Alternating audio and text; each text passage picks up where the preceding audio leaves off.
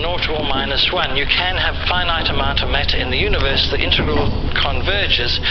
And so, in fact, compact space sections are preferable. They are much, much better from the viewpoint of local physics than non-compact ones, because then the effect of the distance universe on local systems can be determined, and it's finite. And this is why Albert Einstein was so keen on universes with Ks+1. In a sense, it's why he derived his initial model of the universe, was precisely in order to get a universe with closed space sections where everything would converge.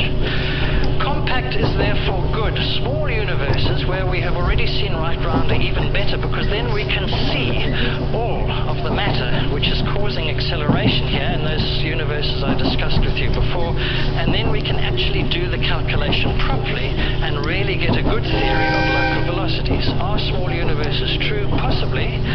They can provide an explanation for the lack of power of the cosmic background radiation in the quadrupole domain. That's a controversial issue, but it's a possible issue. And just one further point, actually, through the same kind of reasoning, in fact, the lumps outside the past light cone influence the light cone and can in fact have an effect on the cosmic background radiation. This was pointed out by Gristrup and Zeldovich in 1978, talking about the effect of superhorizon inhomogeneities on the cosmic background radiation, impacting the power spectra at low multipoles. And there is a recent paper, Castro et al., Astro PH 030932, which discusses this in detail and shows how we can therefore conversely use the cosmic background quadrupole to constrain inhomogeneities outside the visual horizon. Now, you must immediately ask yourself in this case, well, have they taken that far enough, or should have they gone further and further? And that's an open question which I haven't yet got the answer for. Okay. Next is Mach's principle. This goes back to Ernst Mach, the famous philosopher who heavily influenced Einstein. And actually it goes way, way back. It goes back to Bishop Berkeley and other people. And the question they were asking is, what is the origin of the inertia? Now that's a question that you have to be a deep thinker to ask. What is the origin of inertia? And what Mach and Bishop Berkeley and other people suggested, inertia may be due to the interaction of local matter with very, very distant matter. Now, why should we think that? It goes back to something Newton did many years ago. Newton talked about a rotating reference frame and the origin of centrifugal and Coriolis forces, and Newton believed in absolute space, whereas Berkeley and Mach proposed the relative motion of matter. And what are they trying to explain? First is the bulging of the equator of the Earth. The Earth's equator, as you know, it's not a perfect sphere. It bulges out because the Earth is rotating. Well, the question is, relative to what is the Earth rotating? And Newton suggested it was rotating relative to absolute space. But Berkeley and Mach said no, the reason for the bulge in the Earth is because the Earth is rotating not due to relative space but due to distant matter. And from the discussion I've just been giving you, you can see why this could be a possible explanation. The distant matter, the total effect of distant matter, could be very important nearby. And Newton had his famous bucket experiment in which he said do the following. Take a bucket full of water and twist it with the rope until the rope is highly twisted. The bucket is stationary, the water is stationary, and the surface of the water is flat. Now let go. Then the twisted rope starts spinning the bucket. The bucket then communicates that rotation to the water. It settles down in a steady state, and you will find that the surface of the water is curved because of the centrifugal force, as is indicated there.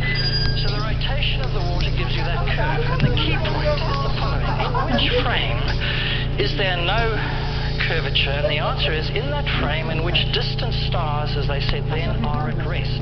Nowadays we would say the frame in which very distant galaxies are at rest.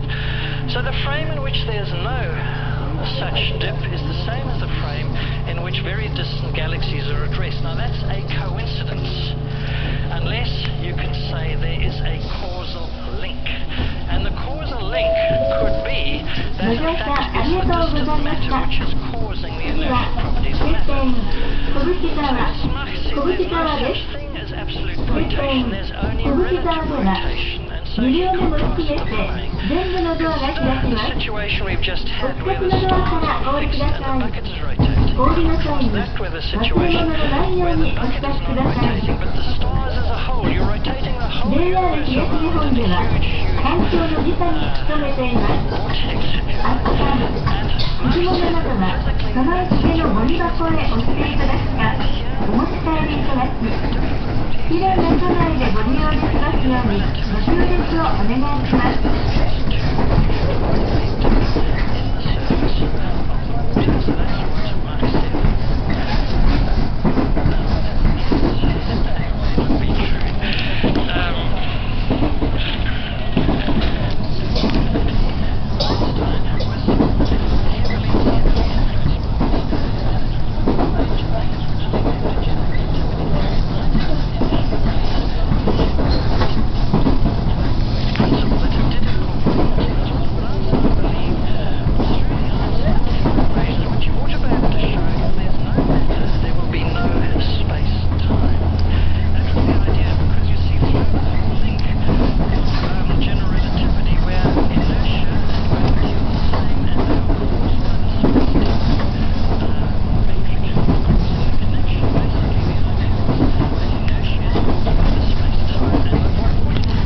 Einstein's equations is if you found a solution without matter or without singularities of matter, there should be no space.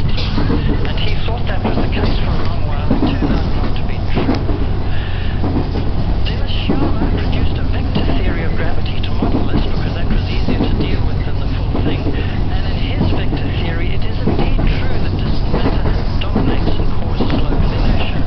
In his case, the gravitational forces arises from stars' acceleration, decreasing as 1 over r, and the contribution from the distant layers increases and dominates. It's not like, in this case, of Professor Sciama's theory of inertia, which was a very interesting theory, it generated a lot of discussion. It's the more distant ones are more important than the local ones because you have a 1 over r there. And so, in fact, in this very famous paper, he shows that in that vector theory of gravity, it is indeed the very distant matter which is most important in causing inertia locally. Now, what's the true situation today? Well, there's a total disagreement. The experts still don't agree on the situation. Julian Barber, who writes about it at last, says Mach's principle is fully incorporated in general relativity. Engelbert Schücking and various other ones say no, they are anti-Machian solutions. And in particular, we can find model universes which rotate. They have vorticity. And in a universe model with vorticity, the inertial frame is not the same as the frame in which galaxies are fixed. That's basically the meaning of vorticity in a cosmological model. And many people would take that as a kind of knockdown thing to say, well, Mach's principle is not incorporated in all of general relativity.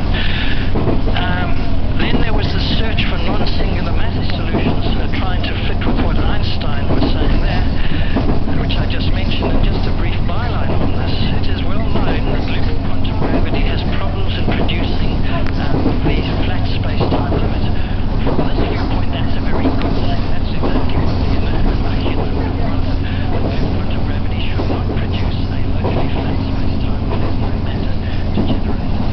Anyhow, from all of this, what I would believe, and what many people believe, or most people except Julian Barber believe, is that Machian solutions are a subset of the solutions of the Einstein equations characterized by particular boundary conditions. And for instance, Derek Rain published a book in which he said you need isotropy to get Mach's principle to work. So this is a very intriguing and difficult area in which there is still no consensus. Yeah. Part of the motivation for Mach's principle came out about this case from Newton's absolute space and ether, which Einstein did away with. Yeah. But on the other hand, in our time, we could say that the CBR is it defines absolute space. I wouldn't quite say that. I mean, what you can say from a certain viewpoint is that the metric tensor is the ether, that the space-time itself is the ether. In a sense, it's a little like in quantum field theory, the vacuum isn't a vacuum. In general relativity or the space-time, it has a whole lot of structure, and you can, if you want to, use the label ether for space-time. Why not? Yeah.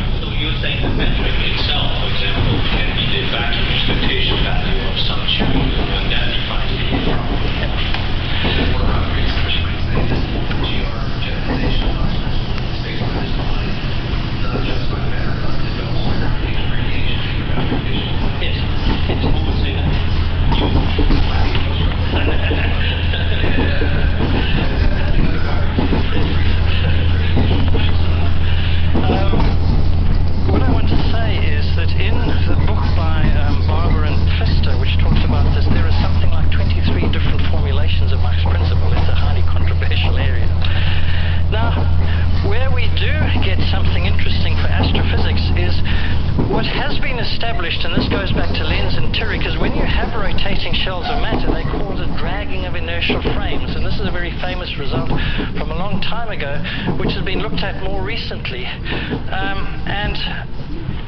They also explain, in looking at the dragging of inertial frames, basically rotating shells out there communicate their rotations to the nearer shell and make them also rotate. And this is basically the same kind of idea of what is happening there. They are, in fact, also expressed instantaneously. There's no light travel time involved, again, because it's happening on surface of constant time. And dragging effect is caused, again, even by matter outside the horizon. Bishak discussed this in recent papers. 整理券を改札列で駅係員にお渡しください。中央線上り甲府新宿方面